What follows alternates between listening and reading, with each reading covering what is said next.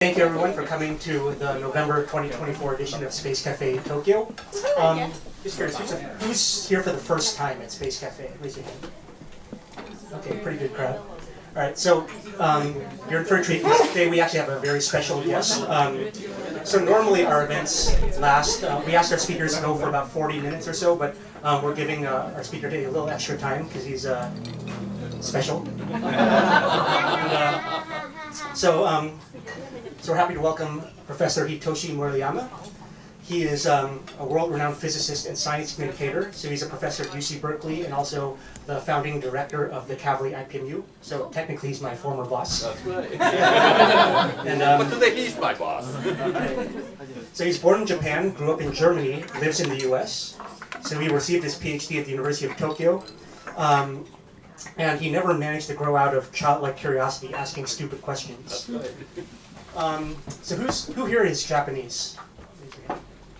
Okay, so for the non-Japanese here, I think maybe you don't quite understand just how big a deal he is in Japan.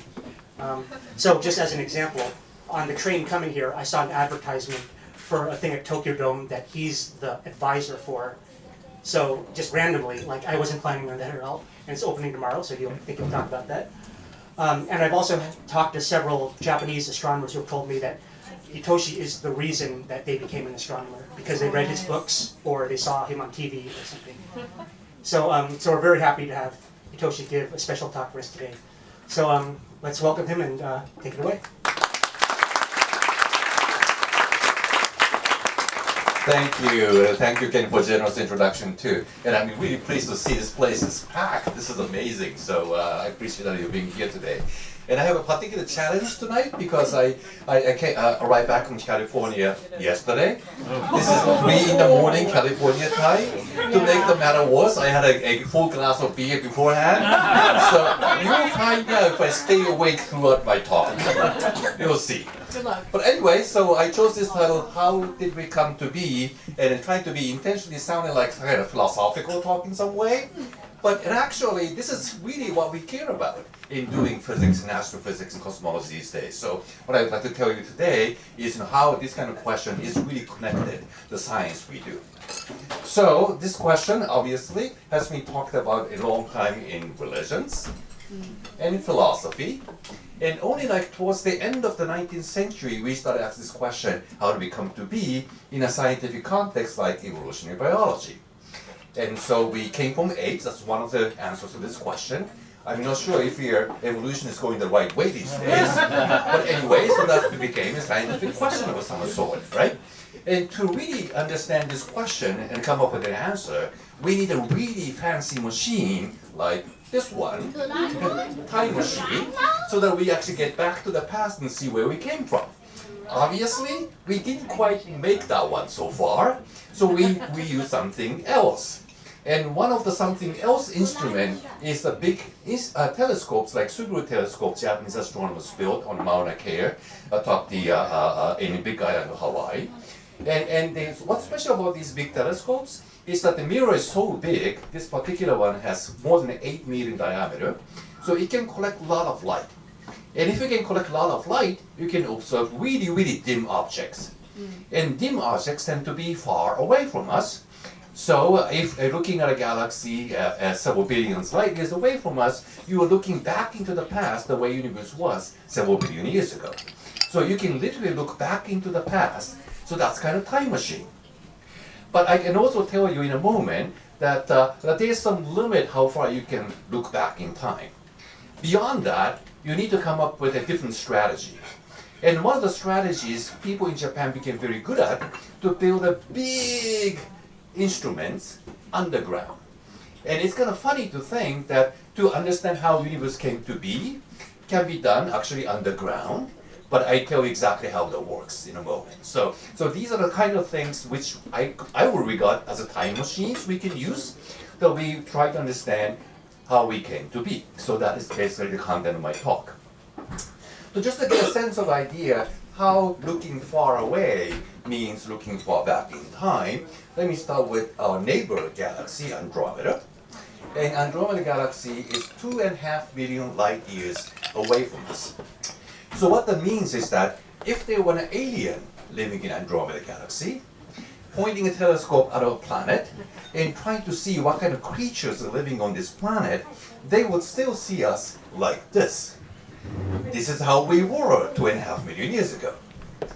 If you look even farther away, this is what is called a cluster of galaxies. So each of these, the beautiful round things are individual galaxies, each one of them like with 100 billion stars in them. And you see what was here is that about 100 galaxies are kind of living together in a little village. And that is what is meant to be a cluster of galaxies. And this cluster of galaxies happen to be 2.1 billion light years away from us. So once again, if there were aliens living in this cluster of galaxies, pointing their telescope at our planet and look at what kind of creatures are living on this, they will see us still like this. Yeah. Single cellular organisms. And one of the world record on the farthest away galaxy we have seen comes recently from the James Webb Space Telescope. And this particular little red smudge is actually a galaxy on its own, and it is actually at 13.5 billion light years away from us. And this is actually pretty amazing, because now we know the entire universe is 13.8 billion years old. So what that means is that this galaxy was only 300 million years old. It's a very young galaxy. And if there were an alien living in this galaxy, again pointing a telescope at us, what they're going to see is nothing, because solar system wasn't born yet. So that is how looking far away tells you about how the universe was like a long, long time ago. So that's how we actually learn about a lot about sort of evolution and history of the universe by looking and using these giant telescopes around the world these days. So that's how we learn a lot. So I mentioned already that our universe is 13.8 billion years old. So now you get the idea. So if you look 13.8 billion light years away from us using the telescope, you should be able to see the beginning of the universe, right? Because you can see what the universe was like 13.8 billion years ago. It turns out you can. And here is the picture of the Big Bang. This is the way the universe was like 13.8 billion years ago. And this is actually sort of a kind of elliptical image over on this slide. So what this means is this. If you look that way, 13.8 billion years ago, you see, oh, there's a Big Bang happening. If you look upwards that way, you also see a Big Bang happening that way. You also see it over there, over there, over there. Everywhere you look, you see Big Bang in front of your eyes. It's still hot universe out there. But what you see all around you looks like kind of you are inside a beach ball or something. And if you try to put a beach ball on a slide, you have to stretch it out. That's why it looks like an ellipse on this slide, but it's really meant to be looking at Big Bang everywhere around you. So this is the picture of the Big Bang. So you can still see it. So Big Bang is not just a story or a theory, something you can literally see, not with the naked eye, but using microwave. That's exactly the kind of wave you use for a cell phone, a microwave oven, but using that electromagnetic wave, you can still see the Big Bang in front of you. And my colleague, George Smoot, is the one who first took the picture of the Big Bang, as shown in the previous slide, and using this satellite called Kavli, and of course he got Nobel Prize for that. And so that's the picture he has taken on here. And what this picture shows is actually grossly exaggerated. Everywhere you look, the Big Bang all around you looks pretty much the same. But there's a tiny variation in temperatures from that direction to that direction, only at the level of 1 part in 100,000. So if you think of it, this is a tiny, tiny change of temperatures from that direction to that direction. So if you think of it like in a wave on the ocean, imagine that your ocean is 100 meters deep, and you're looking at the ripple, which is only 1 millimeter high. It is that little change from one part to the other part of the universe. And that tiny ripple actually turns out to be very important, the question, how do we come to be? So just remember that piece of information. And this picture has gotten a little better by another satellite called WMAP later on, launched by NASA. And the best picture we have of the Big Bang today was taken by a European satellite, which is this one called the Planck satellite. And still, you see tiny variations in temperatures, again, only at the level of 1 part in 100,000. So if you don't exaggerate it, the picture of the Big Bang is darn boring. Everyone looks the same. And then comes a little sad news. So this is as far as we managed to look on how the universe was like 13.8 billion years ago. But this is not the beginning of the universe. It's the surface of the Big Bang. What do I mean by that? Well, it's pretty much the same thing when you try to look at the sun. Well, you never should do this because that would burn your retina. You should not do that. But if you had tried to do it, which Donald Trump did, by the way, so what you see is the surface of the sun. And the reason is that sun is a ball of hot, dense gas. Light can't go through it easily. So that's why you only see the surface of the sun. The deal is the same for the Big Bang. You try to look as far as you can, that you try to understand where you come from. But at some point, the whole universe becomes so small and dense and hot, the light doesn't get through it anymore. You get blocked. It gets kind of a fogged picture, and that's the surface of the Big Bang. So looking at it, you can never really understand what is going beyond this or earlier than this moment. So if you think of this, the whole universe was filled with superparticles, yes, from candle soup, and that's why you can't see through it. So the idea is this. So this is a kind of timeline. This is the real beginning of the universe. I call that Big Bang. Here we are thinking about how do we come to be. And using the telescope, what you saw is the way the universe was at this point when the whole universe was 380,000 years old. That sounds old, but compared to the age of the universe at 13.8 billion years, this is still a baby. So it's amazing that we managed to take a picture of the baby universe. So that's wonderful. But it turns out a lot of questions we're asking today about how we came to be has to do also with an earlier moment, and we need to figure that out too. So how do we do that is kind of interesting question. So this part of the universe was indeed filled with the superparticles. We don't see through it, but still we'd like to figure something about on the earlier stage of the universe. So that's the question. Okay? So one thing we have learned what you can do to study this time of the universe is to use another instrument called particle accelerators. The universe was really, really hot back then. Everything was moving fast and very energetic. And atoms can't stay together anymore. Even nuclei can't stay together anymore. And what's inside the nuclei are called neutrons and protons. They were zooming about in the early universe very, very fast. And what you can do is try to mimic what was going on in the early universe by using an instrument that speeds up particles and smash them against each other. That is the meaning of particle accelerator. So using those instruments, you can pick neutrons and protons and smash them against each other so that you can mimic the way the universe was when it was only 3 minutes old. You can try to do that.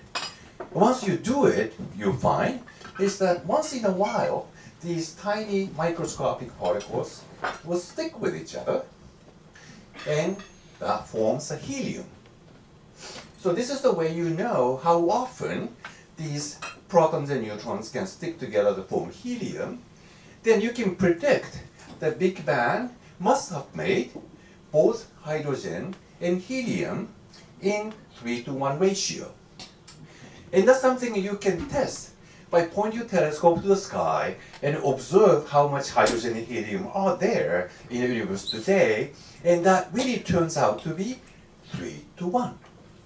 So what that means is that what you can mimic in the laboratory is exactly what happened when the universe was young, hot, and dense. So that's how we start to understand what was going on at the earlier moments of the universe. So that's wonderful. But as I said already, to go beyond this wall and to understand what was going on earlier on, you have to rely on these particle accelerators, or sometimes even going underground. And I went to one of the famous devices in Japan called the Super Kamiokande experiment, which is the huge water tank buried underground in pitch darkness. And the height of this water tank is 40 meters. It's like, 20 stories building. And I actually was allowed to get into this water tank once, and I was really impressed. First of all, you have to wear a clean suit so that you protect the water tank from us. We are a dirty bunch, and this instrument has to remain incredibly clean. So that's why I was forced to wear this clean suit, put on this gondola that was lowered into the water tank, and this is the video I took. So you see all these eyes that can detect light inside. Some of these things are facing down, and as I was lowered into the tank, I start to look at the size that is also covered with the electronic eyes. I started to pan my iPhone downwards. You see further and further below. It's huge. And on this water, we have the floats where people stand on and get some work done. You also see the water is incredibly transparent. So it's a huge tank. But using this, I will tell you in a moment what amazing things you can learn about how the universe works. So the first question is about what I just told you. Big Bang made hydrogen and helium, but that's not enough for you to be born, right? No. What other elements do you need? You need carbon, you need oxygen to breathe, you need calcium for your bone, you need iron for your blood, and all these elements were not made in the Big Bang. They came from somewhere else. So where do the elements come from is the first part of the question, how do we come to be? So everybody has seen the periodic table of atoms, and we get all told that everything is made of atoms. Here you see a picture of my 3 kids, and they are grown a lot more than this picture, but I wanted to choose a picture where they still look kind of cute in the eye. But anyway, so these are my 3 kids, and they all live in the United States, and they are all made of atoms. Atoms are made of atomic nuclei at the core.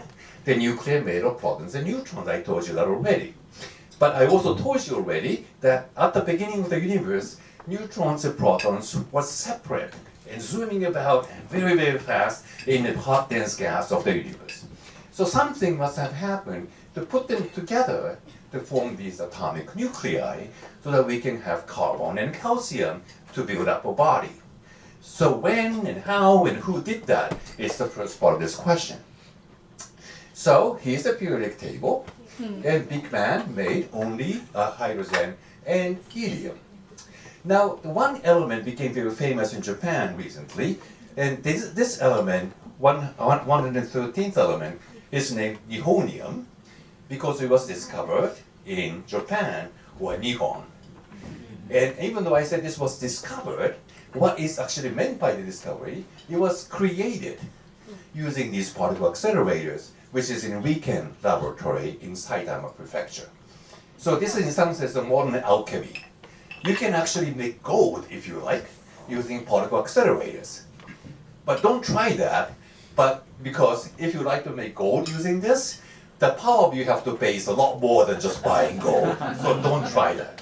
But anyway, so what you see here is that these elements are made. They are not there from the beginning. They are made at some point.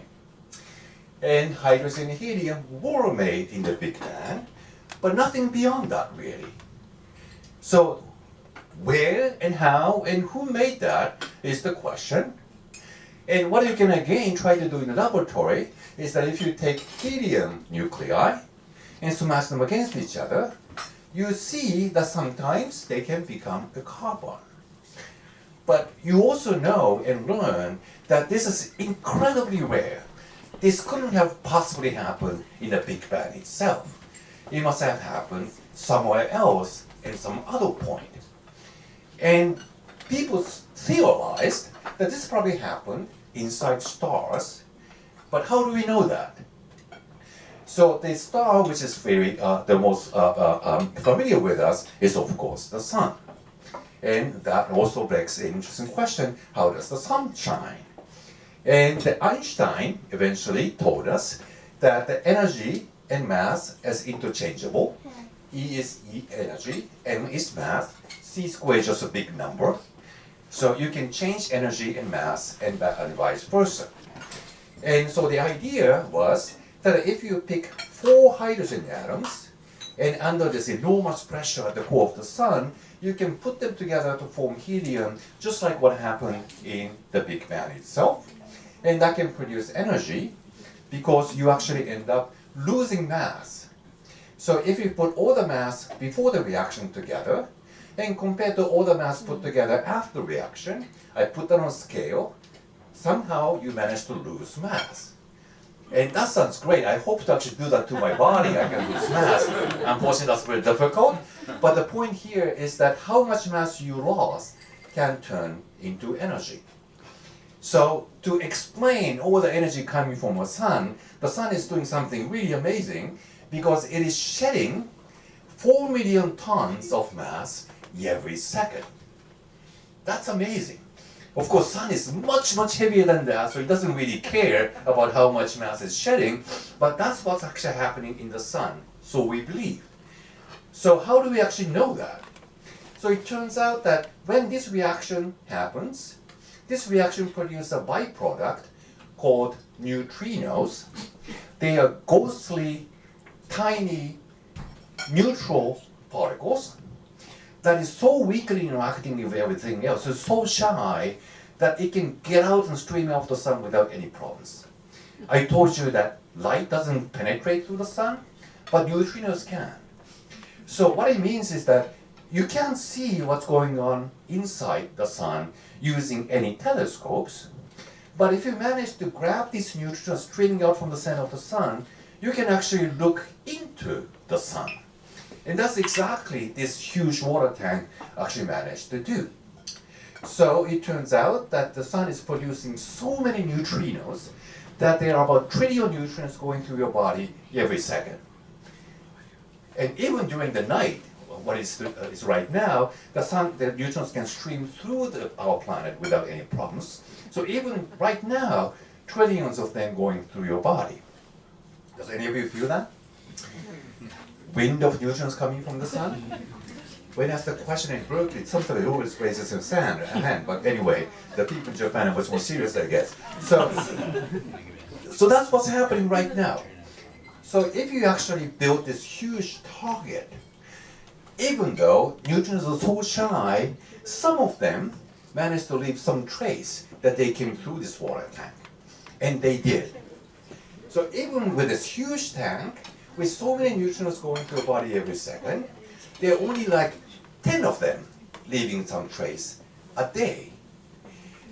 But just like taking a picture of a faraway star, a galaxy, you need to keep the exposure of the camera open and trace where the star is as it moves through the sky.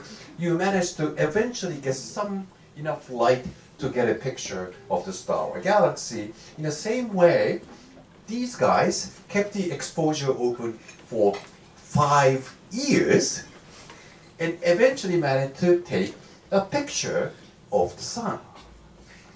This is not a photograph. This is a neutrinograph. And neutrinos come through into this water tank, which is in pitch darkness, 1 kilometer underground. But they do manage to come in there and left a little trace so that this is actually a picture of the sun. And it actually, it's more than that. It is the picture of the core of the sun, where the helium is built out of hydrogen. So what we learn from this picture is the stars are literally a factory of elements. stars build elements. So that's how the sun can make stuff like carbon and oxygen and calcium. But that doesn't fully answer our question, does it?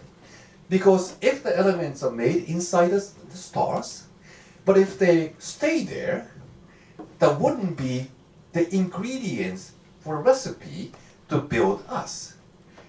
They need to be released somehow out of the stars. And that's something people have observed too. So this is a picture of an explosion of a star that happened in sort of a suburb of a galaxy called Large Magellanic Cloud. And from this explosion, there came also a huge number of neutrinos.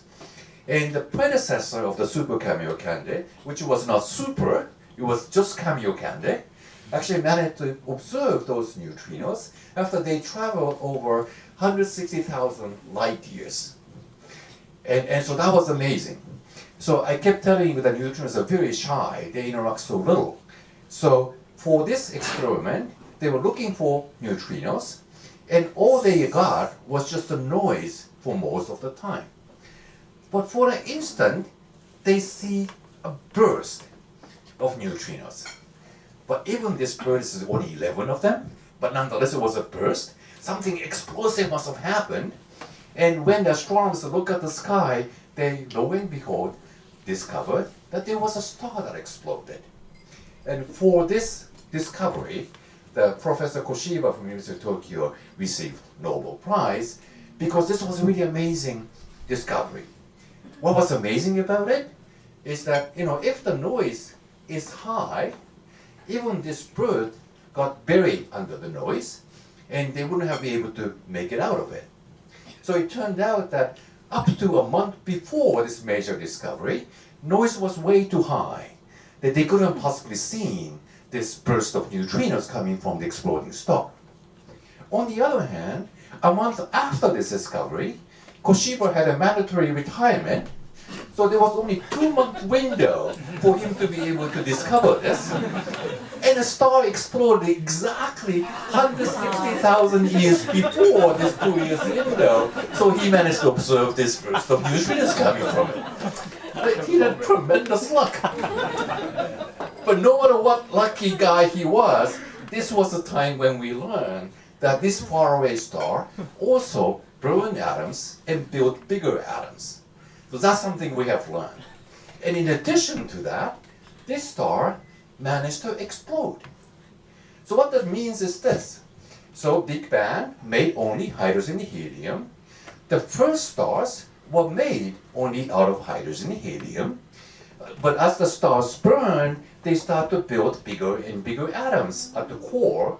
So the earliest generation of stars, this way, made carbon, nitrogen, oxygen, and then they went kaboom and spread out the atoms they built into empty space. And those elements eventually become dust, floating in empty space in intermediate interstellar medium cold. And eventually that dust gets accumulated by the pull of gravity, and that will lead to the birth of a child star. And that child star also kept burning for a while and built again bigger and bigger elements, going to like carbon, oxygen, to calcium and iron. And it exploded once again, spreading out all these elements into space. And that becomes dust. And dust got accumulated once again by the pull of gravity and gives birth to the grandson star. And it is believed our sun is sort of the third generation star. So when the sun was born, there was enough of these carbon, iron, the oxygen elements with it. They circulated around the sun at this birth, and that dust started to hit each other and started to stick with each other and became bigger and bigger, and eventually became a piece of rock, which we call our planet Earth. That's why there were these elements already when the Earth was born, and without it, we would not have possibly been born. So that's part of the question where we come from. So, from the explosion of these generations of stars, that led to all these important elements. So, what we learned this way is that we are stardust. We are literally stardust. You came from space. That's where you came from. And so that's something amazing we have learned. But we also need to learn a little bit more, because I'm telling you on the next slide, that the elements that could have been born inside stars go only up to iron, but not beyond that. And to go beyond that, there is a remnant of this exploding star that seems to have played an important role. So when these stars actually explode, that will leave a core of the star in an incredible dense state called neutron stars. So if you look at these exploding stars using X-ray, like you take an X-ray picture of your body, you can sort of see what's going on inside, and you see that this exploded star still sort of spits out the elements and dust from the core. And this core turns out to be incredibly dense. It's like squeezing the whole mass of the sun down to the size of Setagaya-ku, where we are today. So it's incredibly dense. So if you scoop up a spoon of neutron star, it's going to weigh 10 million tons. Just spoonful. It's incredibly dense star. It's called the neutron stars. Now, why that's important? Well, I hinted already. So what you can make inside stars go only up to iron, doesn't go beyond that. Well, is that a problem? Well, we also need an element like iodine for a body. And some people might care more about, a lot more about your body, but more about things like silver, platinum, and gold. And so where did they come from? So they are not born inside stars. They must have been made in some different way. So where did that happen? So then comes this idea that these neutron stars, these incredibly compact, dense objects, could have played a role in this. And it turns out that many stars in our galaxy are not standalone. They tend to dance around each other in what is called the binary systems. Two stars are circling each other. We call them binaries. And if each of these stars had exploded on their own, then you have a system that two neutron stars are circling around each other too. And as they circle around each other, they start to wobble space and lose energy, start to spiral in, and eventually merge, and something like this would happen. So the two neutron stars are circling around each other, and they start to spiral down in, and eventually they hit each other and merge. There will be an explosive reaction, and that spits out many, many more stuff into space. And that's how gold was made. But how do we know that? Only like about 5 years ago, we have never seen stuff like this. But we eventually managed to actually observe that, thanks to the fact to what I mentioned already, namely that when the stars circle around each other, because they are so dense objects, they wobble space so hard, and wobbling space is something called gravitational wave. The space can stretch and shrink, and that goes through space like a wave, and so that actually came to our planet too. So our planet must have done this. So early on, they're circling around each other very slowly, so it doesn't actually change much. But the Earth stretches and shrinks just a tiny bit, and as the neutron stars start to spiral in, they became more and more frequent and more violent, and our planet was doing this for a while. But when the neutron stars actually merged, they have become a black hole, and nothing else would come out of it anymore. And of course, if you look at this slide very carefully, it says scale of effect vastly exaggerated. That's exactly right. So what we managed to do is to use this instrument called LIGO, which is actually in the US. And this instrument has laser going back and forth over two arms. Each of them is 4 kilometers long. And this 4 kilometer arm stretched and shrank only by 1,000th of the size of atomic nucleus But they managed to actually observe that. So by looking at the stretching and shrinking of space, they have seen that this merger of neutrons that happened like 3 billion light years away from us, and that's something you can actually listen to if your eardrum was incredibly sensitive. So here's the sound of neutron star mergers detected by gravitational wave. So initially you only hear the noise, but at some point you start to pick up a very low tone, ooh, and that corresponds to a very slow motion of these dancing neutron stars. But as they start to spiral in, they go faster and faster, just like a figure skaters. Once they actually start to bring the arms inside, they start to circle faster and faster. And faster motion corresponds to the higher pitch of the sound. So what used to be this low tone starts to go higher and higher and go like this.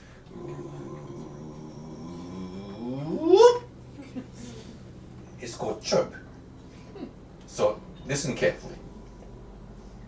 So this is just a noise for now.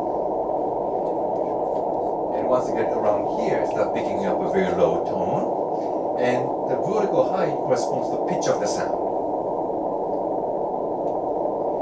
I listened to this many times now, already picking up this low tone here.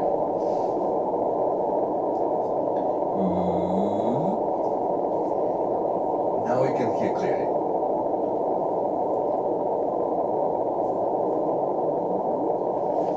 Did you hear that?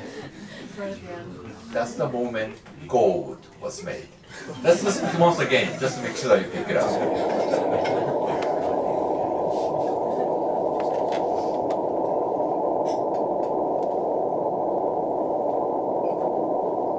you get used to it, you already hear this low sound.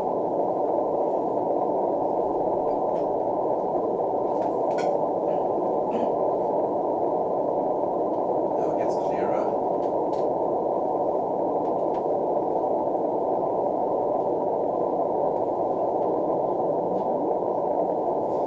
You got it? So we think this is the way all the elements beyond iron were made.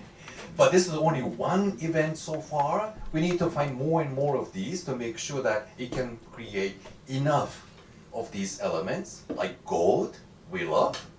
And we haven't seen any other one since then. So we have to collect more data. And to collect more data, there's actually also a new machine built in Japan as well called Kagura. And it's important to have this kind of instrument around the world, because when you actually pick up a signal like this one, you would like to point all the telescope around the globe to observe what's going on there. But you need to know where that is.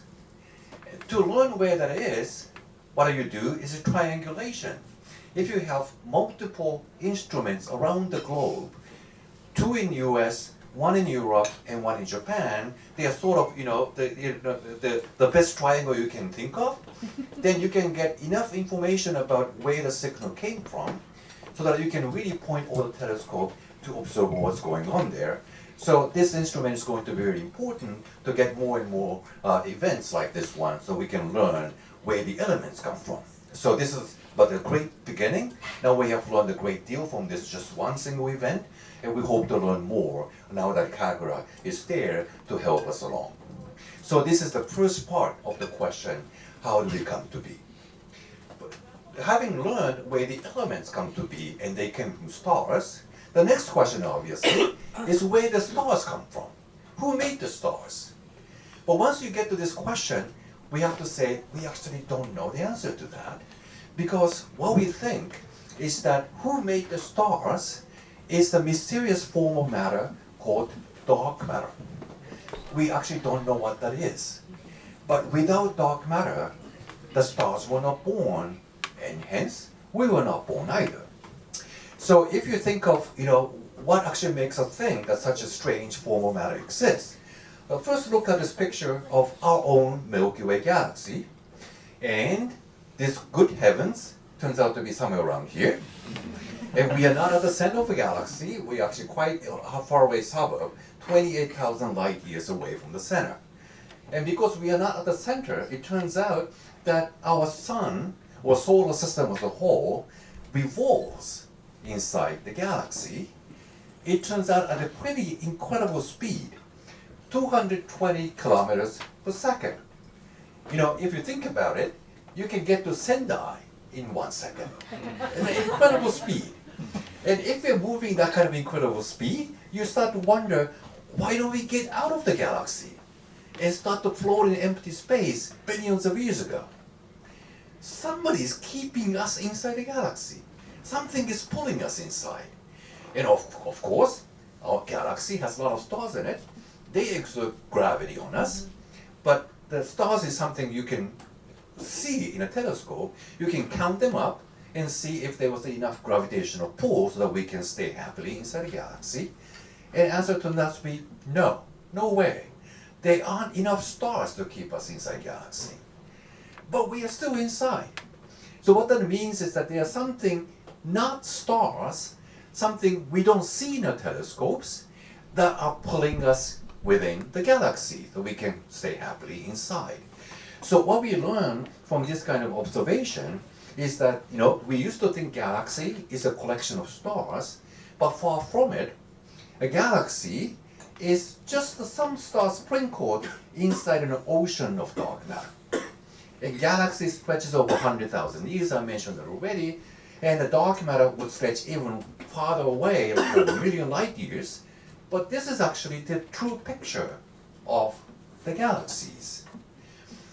And there's another evidence. Well, here's Joe Biden showing the first picture of the James Webb Space Telescope. And I hope he was aware of the fact that the picture he was showing was an evidence for dark matter too. So if you blow up this picture from James Webb Space Telescope, again, you see a cluster of galaxies, or hundreds of galaxies living together in a village. But if you stare at this image for a long time, you start to observe something strange is there. What is this? Something looks really stretched out. Here's another one. It's kind of more faint, but it is really stretched out. This one too. This one too. Here's another one. Here's another one. Here's another one. This is another one too. What is this object? So I told you already that the stars are moving inside galaxy. If there were really this strange stretched out shaped galaxy, then the stars would move out of this very quickly. They wouldn't stay together. So what is going on here? So it turned out that these stretched out galaxies are supposed to be also the regular shaped round galaxy on their own, but it turned out that dark matter, which is again a lot of that inside this cluster of galaxies, is playing tricks on you. So here's the way they can play tricks on you. So if you have this cluster of galaxies, this is also an ocean of dark matter with a couple galaxies sprinkled inside. So this actually makes the gravity very strong around it. Now here you are on a planet Earth, but suppose that you're looking at the light coming from the galaxy, which happens to be along the line of sight but behind this cluster of galaxies. Then the light coming from this faraway galaxy falls by the gravitational pull. So the light ray bends. So this cluster of galaxy, due to its gravity, basically acts like a magnifying glass. It bends light. But if you have ever tried to read a book using your magnifying glass, and the edge of the magnifying glass might show some of the letters really stretched out and distorted. So that's exactly what's going on with this faraway galaxy. Nothing has happened to it. It still has a regular shape, but the dark matter in front of it played tricks on you. So to get an idea how tricks can actually fool you, so just imagine that there are a bunch of galaxies flowing like a river behind this cluster of galaxies, and only at the moment when this is right behind it, it looks stretched out, but once it passes through, it goes back to its regular shape. So here's a computer simulation of that. So something looks really, really stretched out for a while, but once it sort of flows away from the cluster of galaxies, it returns to its normal shape, because nothing has happened to it. They are at totally different places actually in the universe. So this is actually how the dark matter can play tricks on you. So that's actually interesting, and that is also an evidence that dark matter actually dominates the mass of the cluster of galaxies. So it turns out that there's a lot more dark matter than what we can observe in telescopes. The 5 times more than all the stars and atoms combined. Dark matter is the majority, and we are the minority. That's what we learn by these observations. And then comes a very interesting question. So we already have learned how the Big Bang looked like. The variation in temperature was very little. But this little variation in temperature has some spots with a little more dark matter than some other spots. And the region that has a little more dark matter would pull more dark matter by the gravitational pull and becomes a little denser. Then the gravity becomes stronger, pulls even more dark matter to it, and gravity becomes even more stronger.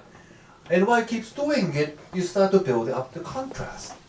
And where dark matter is dense, eventually that will draw in the ordinary gas, hydrogen, helium, and other elements, and then they start to accumulate.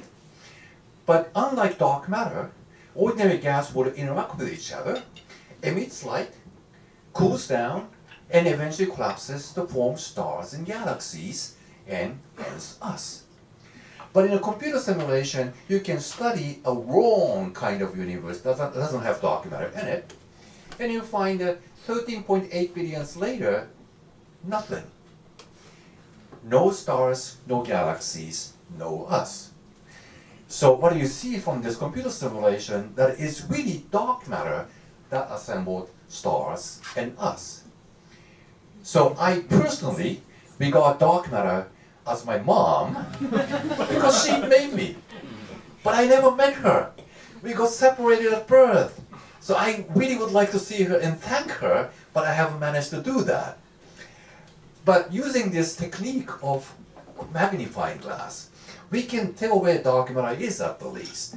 So this is the picture we made using Subaru telescope, and Ken was actually one of the members of that team. So we created this world's largest 3D map of dark matter, which goes 8 billion light years deep, 1 million light years across, and you see these dense spots of dark matter in the universe today. And if you compare that to where the galaxies are, you find where dark matter is dense, you are bound to find that galaxies. Where dark matter is dense, you're bound to find galaxies. So that's an evidence that dark matter really made us. So we owe our existence to dark matter, which we have no clues about. So we started to look for dark matter like crazy. And so, but if you look for something, you don't know what it is, you have to at least make an educated guess. And one popular educated guess about dark matter has been the idea that dark matter is a WIMP. Which is not meant to be a derogatory term. The WIMP is a tiny elementary particles, like monster version of neutrinos, that can pass through a planet without any problems. And WIMP actually stands for weakly interacting massive particle. It's very shy, but unlike neutrinos, it's massive. But massive particles can still be made by Big Bang, once again thanks to E equal mc squared by Einstein. If you put enough energy, you can produce enough mass. So Big Bang has so much energy that these massive particles could have been also produced in the Big Bang. So if that idea is right, there are millions of them going through a body every second, just like what neutrinos are doing. So they're all around us. So we have learned a lesson. If you build a very sensitive device, put them in a quiet location like underground, we manage to see neutrinos, maybe we manage to see dark matter too. And that kind of experiment started around the globe. Japanese people start to work again in Kamioka mine to build such a device. It turns out that the liquid xenon, that's noble gas, looked like a very good device to actually do that. And they have run experiments for many years using 1 ton of xenon, no success. Europeans were doing the same kind of experiment, again using about 1 ton of xenon, no success. So they decided, okay, we have to make it bigger, that we have a better chance of meeting dark matter, so we joined forces. So that's an experiment happening in Italy right now. So there's also an underground laboratory in Italy called Gran Sasso National Laboratory. And this xenon n-ton experiment now has 8 tons of xenon in it. And it's embedded inside a water tank. So what looks like the device here is just a picture painted on the tank. So it's not the real thing. But this is the way it might look like if you open up the can. And that experiment just got started about a year ago, so we will see what they come up with. But it's likely that we may probably need to go even bigger at some point. And so this is the device inside, and that's under the 1,400 meters of rock. It's shielded from all the noise coming from human chatter and cosmic rays and all that stuff. That's why it can have a very quiet environment, looking for this tiny little kick of dark matter producing on xenon nucleus. And so we will see if they actually eventually find a signal of that. But if they want to go bigger, we probably need to join forces, even more people. So it turned out that this similar experiment using liquid xenon started in the US, Britain, Japan, Europe, and also in China. I told you already that Japan and Europe joined forces, and UK and US also joined forces. And there was a new concept that emerged by this worldwide competition. So the next stage is to go to even bigger instrument of 70 tons by joining forces this way. So far, China hasn't joined the team. We will see what happens. But this is the way we're making progress. So, this kind of science really unites the world, which is really amazing. World can really work together. So this is the way we hope eventually we get to see your mom and thank her. But of course, there's always the possibility that we made a wrong guess. So what do we exactly know about dark matter? So if we ask the question, how much does dark matter weigh? This is the way we have been looking for, assuming that it's a WIMP. That was our best guess so far. But it turns out that it can span over this 80 orders of magnitude, all the way from something as heavy as the sun to something that's even lighter than neutrino. There are still many parts of the space we haven't looked yet. One promising candidate also started being seriously looked for, called axion. And even when you think that dark matter is kind of particle, it could be lighter than WIMP or heavier than WIMP. And also around the axion, there's a possibility that particles are so light, they start to overlap with each other and start to behave like a wave. Or it could be some macroscopic objects like black holes made in the Big Bang. We still don't know. It could be any of the above. So it turns out that we have very little clue, but for scientists, this is great because there's so many opportunities for discovery. So people start looking into all kinds of possibilities, raising new theories and new techniques and new experiments. So this has become a great industry now. And all around the world, people start to look into dark matter question. And not only that, eventually we hope to see a mom and thank her. We're also looking forward to this incredible opportunity. So if we manage to understand what dark matter is, who our mom is, we start to ask the question where the mom has come from. And this is the time when our mom, dark matter, was born. That's when the universe was only like 100 millionth of a second old. We talked about when it was 3 minutes old, but now we're getting way further back to the beginning of the universe. So that's exciting. So not only that we learn what dark matter may be, we can also start learning how the universe was like much closer in back to the Big Bang. And if you look at this picture very closely, you see that beginning of the universe is small, that seems to have gotten stretched to a much bigger size quickly. And this incredible stretch is what we call inflation. And everybody hates inflation because prices go up. We can't afford to buy beer anymore. But this inflation is a good inflation because the idea is that when the universe was born, the entire 13.8 billion light years of stretch of the universe today could have sat on your fingertip. Actually, even smaller than the size of an atom, or even smaller than the size of atomic nucleus. It was really, really a little speck, microscopic world. And that tiny, tiny universe, obviously we can't live in that kind of tiny universe, was stretched by an enormous expansion that is meant to be an inflation. So this is a good inflation, not a bad inflation. And so the idea came from yet another observation. So this is based on observation by a program called Sloan-Digital Sky Survey led by the United States that observed millions of galaxies in the universe. And they put those observed galaxies into the computer at the exact right location with exact right shape and right color and so on. And once they are inside the computer, you can pretend that you can fly through it. And this is amazing. But what you learn quickly is that, no matter how far you go in the universe, everything looks pretty much the same. There doesn't seem to be very strong features there. There are some dense spots, there are some empty spots, but by and large, no matter how far you go, the universe looks pretty much the same. I have to warn you though, in order to do this, you have to fly at a speed 100 trillion times the speed of light. So don't try it at home. But anyway, so the message is clear. Universe is by and large the same everywhere you go. And we have also seen that from the picture of the Big Bang.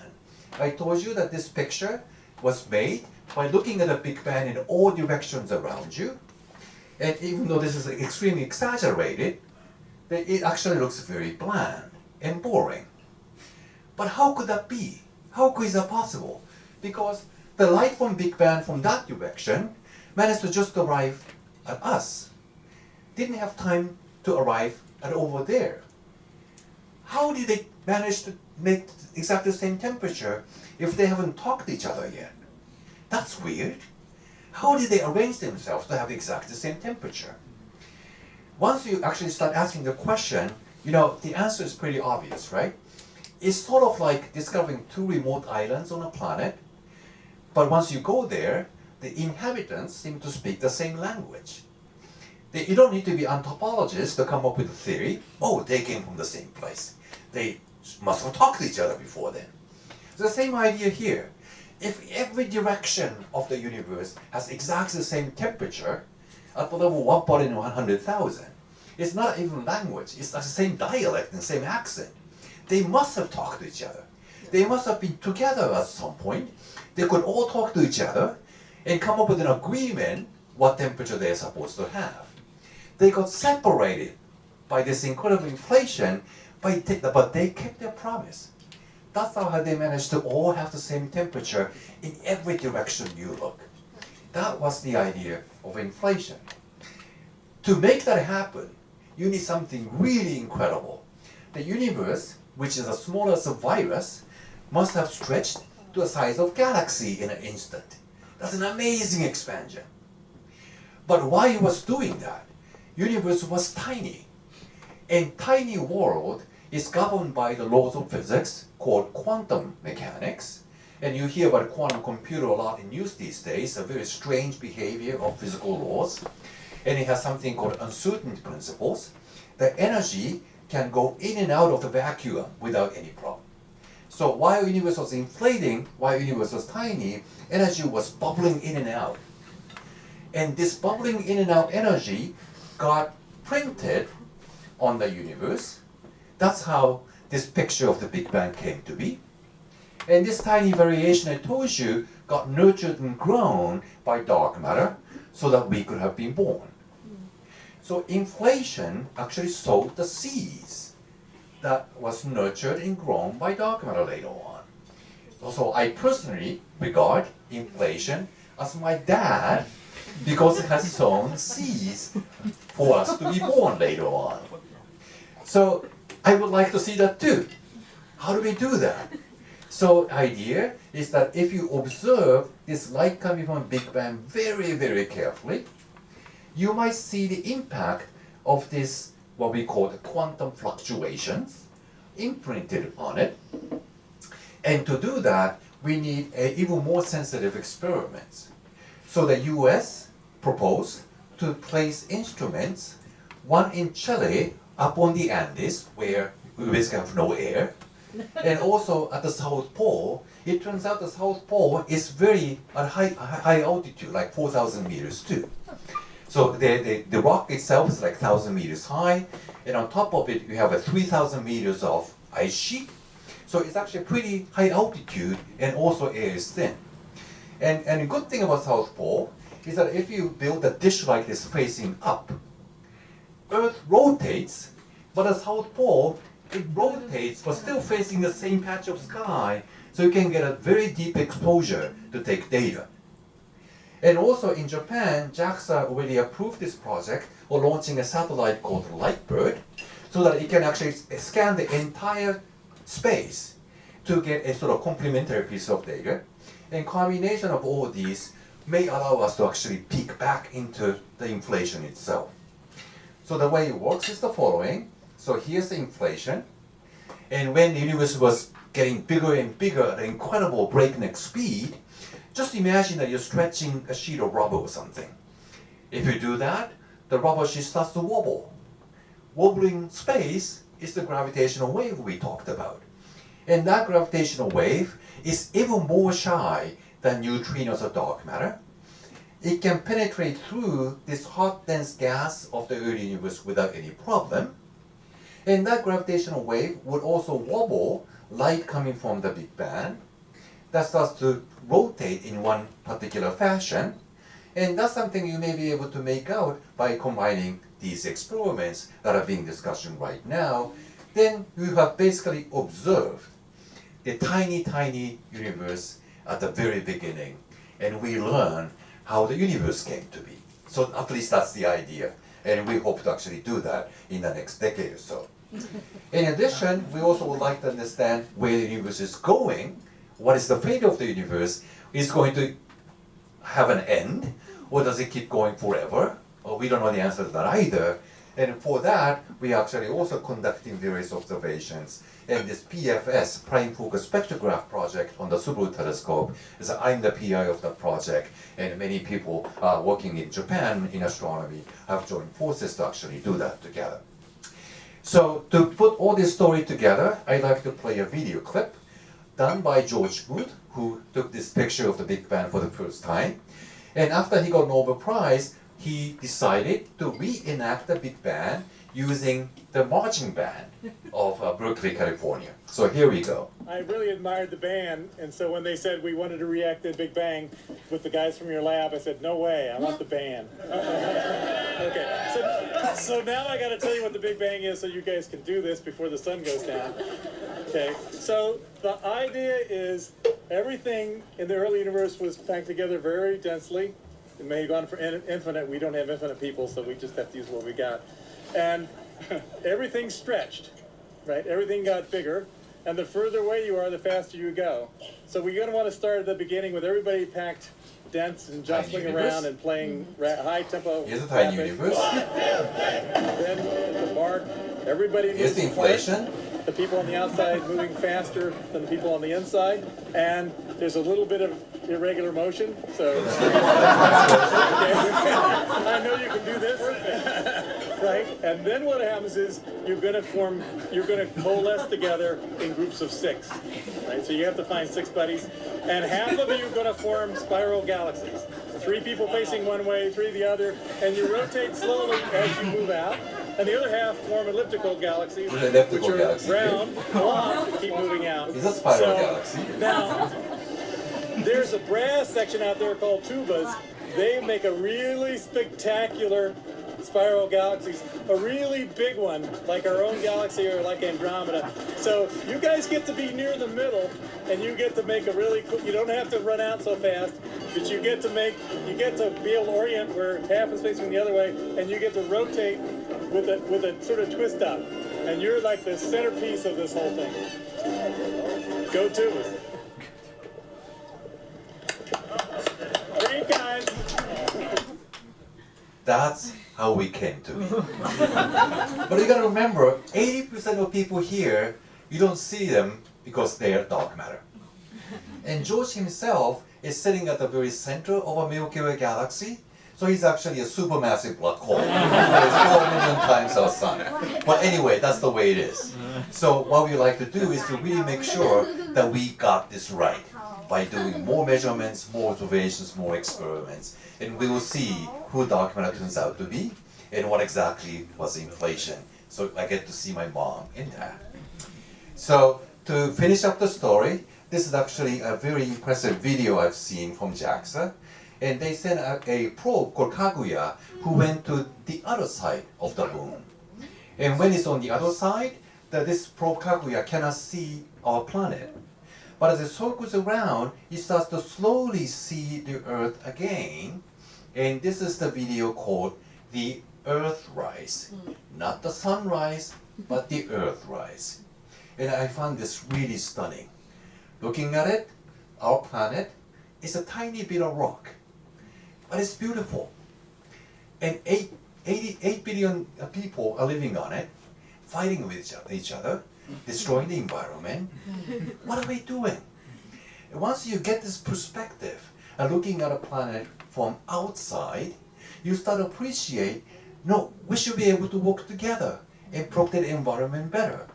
And this is a video, but if you make it a still image, it's even more stunning looking at this, the jagged craters on the surface of the moon, and compared to that, how beautiful a planet is. So looking at many examples I've talked about to you today, I do believe that world can work together. Thank you.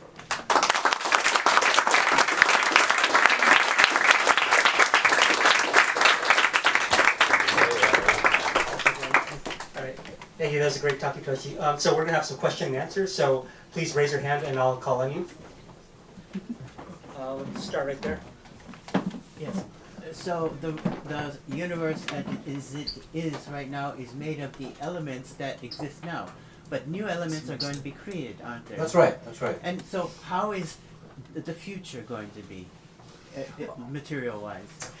So even though we are using helium and hydrogen to produce bigger and bigger elements in using stars and these neutron stars, the amount that's produced is much, much less compared to still the amount of hydrogen and helium that exists in the universe today. So we start to produce heavier elements more and more, but the amount still is totally dominated by the hydrogen and helium. Excellent question. Yes? Yeah. Now that we know what we're looking for, when the two stars spiral together and then collide, how often would that occur? We don't know yet, because we have only seen one incident. Oh, jeez. So we need to get at least something like 10 of them so that we understand how frequently that happens. Then we can actually start to thinking about, would that be enough to produce all the gold and platinum we love to have? So we will see. It's just still the beginning of it. We've only found the one so far. That's right. Okay. Excellent question too. Yes, for the dark matter, is there any chance we can actually produce it in the accelerator? Yeah, so that's something people are trying as well. So there is a giant particle accelerator called Large Hadron Collider in Europe, and they are smashing protons and protons at incredible energy. And people indeed have been looking for any trace of having produced dark matter. And it's kind of oxymoron though, because you're trying to look for something invisible you have produced, but there's a way of doing that. If you smash protons and protons, proton is actually a relatively sort of a lightish particle among these microscopic objects. So it's like a colliding tricycles on tricycles. Tricycle is relatively light, but if you speed up tricycle at an incredible speed and smash them against each other, there's enough energy so that the airplane and tanker would come out. And that's what accelerators can do. But if you see tanker disappearing and become invisible, you at least got the airplane, so you know there must be something else produced in the event, so you can tell something invisible had been made. So that's a technique they have been trying, and once again, so far they haven't seen any evidence of that yet. But they might. So people are still trying to create dark matter in the laboratory, and so that we can learn what it may be. Excellent question. This is an intelligent audience, amazing. All right. right. Thank you very much for the talk. This is very, very interesting and very Carl Sagan-y. And you mentioned a lot about new instruments that's coming, JWST, Lightbird, and maybe you hint something about Hyper-Kamiokande and X-Prism maybe in the future. So out of these new instruments, what do you think is the most exciting discovery that will happen, and what kind of effect that you think it will have on us? Of course, you can't predict the future, but I would say that there's so much effort being put on all kinds of possibilities of dark matter today. That's where I'm betting the best chance of discovering something new and exciting.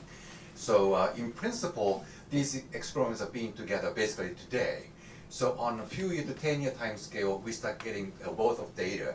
And some of them may actually show the evidence that we have actually captured dark matter or made dark matter or anything like that. So we will see, we need to see, but that's where I'm betting the most right now. Yeah, right here. Up in front.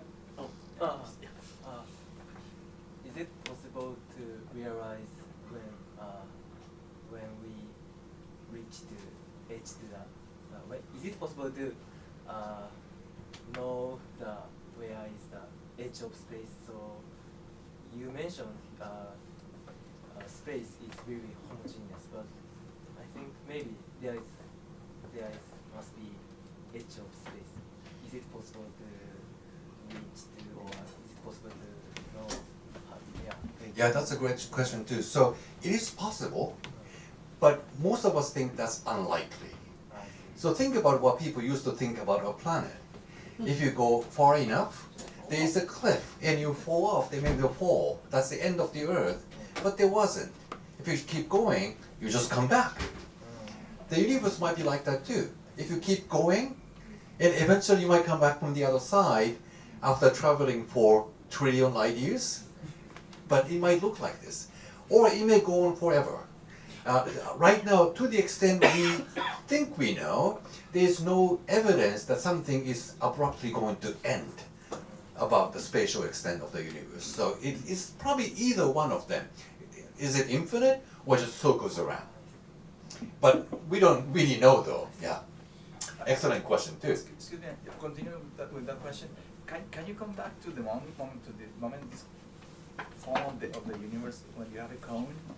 This This picture? one. I think that his question is, how can we know that this is the border? How do we know that? Yeah, so this is actually not meant to be the border. This is just a trace of what we can observe today working backwards. So we are not thinking that universe ends here. I get that part. Okay. I get that part. I'm talking about this part. How do we know this is the border of this cone? Yeah, so the only thing we know is that we haven't observed this yet, because light didn't have time to reach us beyond this point. So we are sitting here, we observe everything, if everything can travel at the speed of light to where we are today, but beyond this edge, the light hasn't reached us yet, so we haven't observed it. That's why it's black, not because it doesn't exist. So this is not meant to be the edge of space, it is edge of our observation, I would say. Oh, I got it. Okay, great, thank you. Yes? Good question. So, some of the observations, some of the phenomenon you show last only for a very few, a short duration, like a few seconds. So, do you have a good way to predict, where an interesting phenomenon is going to happen, or is it like just based on luck? You are scanning the whole sky. Like that? Well, a lot of the scientific discovery depend on luck. But to have a luck, like that Professor Koshiba had, at least you need to work for it. Yeah. And his famous quote, I always joke that with him that, oh, you're so lucky guy. And he always got mad. Luck would only come to a person who is prepared. Yeah. Fair enough. So we need to be prepared. We need to be ready to observe something. So I think that's a fact. Does that answer your question? But yeah, some of the plots you show only last for like tens of seconds. So yeah, I cannot believe it's just pure luck. You cannot just scan the whole sky, pointing your telescope to everywhere, right? So I'm just wondering, do you have a good way to predict where an interesting phenomenon is going to happen. Okay, this is going to happen in next month, so that's why. Okay. Yeah, these things unfortunately take a long time. Yeah. So this Lightbird project, where we at IPMU was part of from the very beginning, it started already like 10 years ago, and launched maybe in 10 years from now. So that's already 20 years. And PFS project for Subaru, I started 15 years ago, and it started doing observation actually early next year. So these things take quite a while to get started, and also taking data may also take like 10-year time span. But at least that's within a lifespan, so that's something we get done. So you got years of data and you analyze them and you pick up only a tiny bit data. Well, in the end, you probably try to use all of the data set. Yeah. So by getting more and more data helps us to get a better precision in what we can actually measure. And you need basically the power of all data after, say, 10 years of data taking to get some concrete result.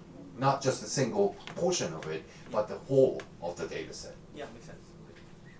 Why the picture of the Big Bang is an oval, like instead of a Yeah, so I tried to explain it earlier on, but anyway, let me go back to that. So the idea here is that you are looking at the Big Bang in all directions. If you look at that direction 13.8 billion light years away from us, you see the Big Bang happening, still happening. Up there, there's a Big Bang too. Down there, there's a Big Bang. Also down here, there's a Big Bang. So we are living inside sort of a beach ball and observing Big Bang in all directions. But I can't put a beach ball on a slide, so I have to stretch it out, like peeling off on a skin of orange or something, and so that it would fit on this slide. That's why it looked kind of ellipse. So But in reality, it's a sphere. Yeah, it's a ball. Thank you for that question. So you mostly talked about dark matter and the creation of the universe, but how about dark energy and how is it measured? Excellent question. I would love to give another talk for another hour. But anyway, so the point here is that dark energy is something we don't understand either, but it has a lot more to do with where the universe is going, what the fate of the universe is. So that's why I actually put it over here. So if you look very closely at this picture, universe was stretched by inflation, starts to expand, but slower and slower rate for a while, but recently starts to pick up speed. And this is as recent as 7 billion years ago, but anyway, it's recent. And we don't know why universe has started to pick up speed. And something must be pushing the expansion. And whatever that is pushing the expansion, we decided to name it dark energy. And how much dark energy pushing would tell us if the universe would pick up speed to the extent that it becomes infinitely fast, get infinitely ripped apart and end. Or maybe dark energy is losing momentum, it's speeding up right now, but it may start to slowing down again, the universe might go on forever. So what exactly dark energy is really decides the fate of the universe. And that's what we're trying to make out by doing these observations in the near future. So once again, we don't know the answer yet, but at least we know what to do. So Becca, this might be the last question. Sorry. The 13.8, that's coming independently, isn't it? The age of the... Say it again, please. The 13.8 billion, that's still coming from an independent measure. That's right. So that's still the globular... That's right. Okay. No, globular cluster gives us a lower limit on the age, which is like 12 billion. Right. The 13.8 is longer than that, which makes sense. Yeah. Stars should be younger than the universe itself. Yeah. But the 13.8 billion is actually sort of worked out backwards by looking at how the universe is expanding today to figure out how long time ago it started expanding. But it's not linear. Not linear. Yeah, it's not linear. And then just one final thing. You talked about the scale independence of universe structure. That's the sort of thing that gets physicists very excited, right? Uh-huh. Scale independence. Right, that's right. Because that's simple to understand. It's a phase. There's something about. So what's the phase? So the idea is that when universe is inflating, it produces this randomness on its way. Okay. And as the universe keeps inflating for a while, the randomness also kept being produced more or less the same way over a period of time. And that's a scale independence. Excellent question. Okay, I think that's all the time we have. So Okay. thank you again, Hitoshi. Thank you.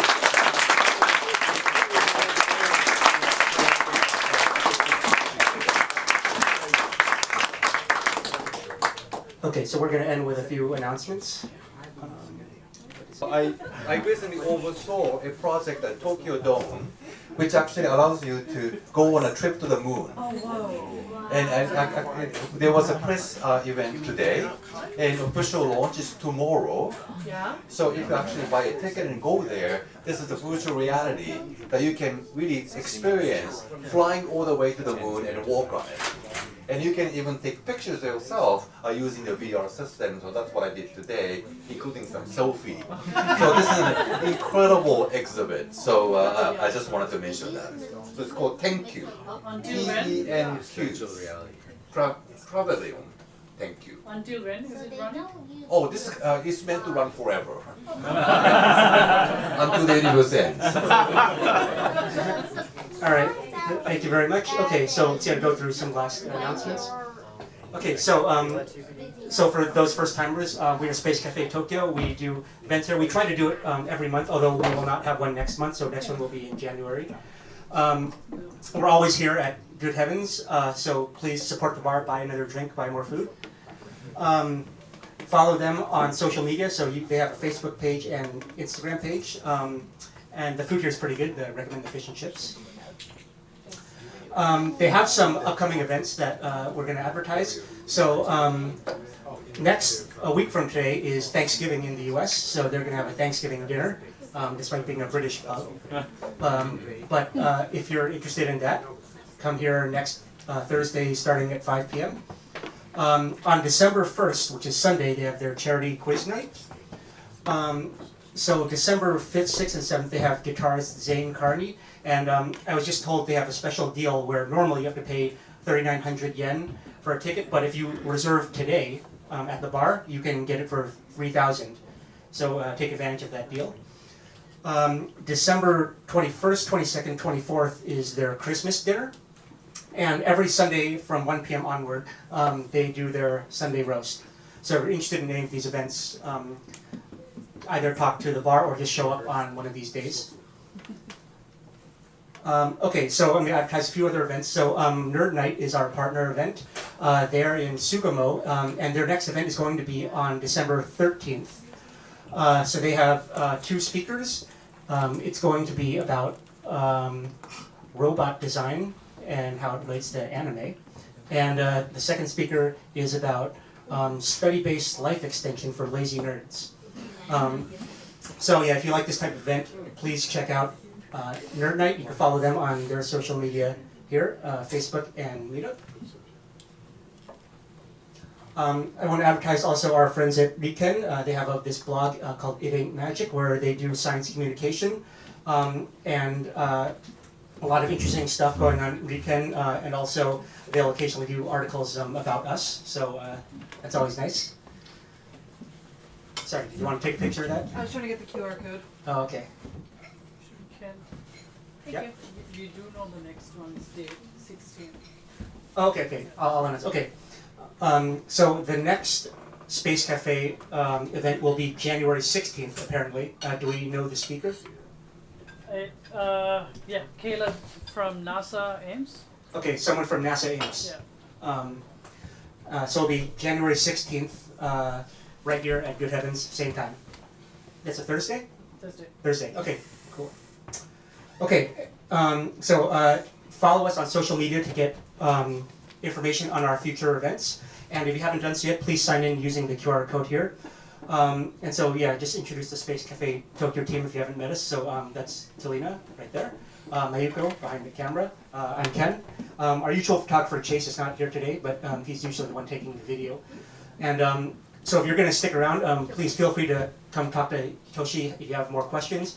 Please order more drinks at the bar. Otherwise, we'll see you in January. Thanks.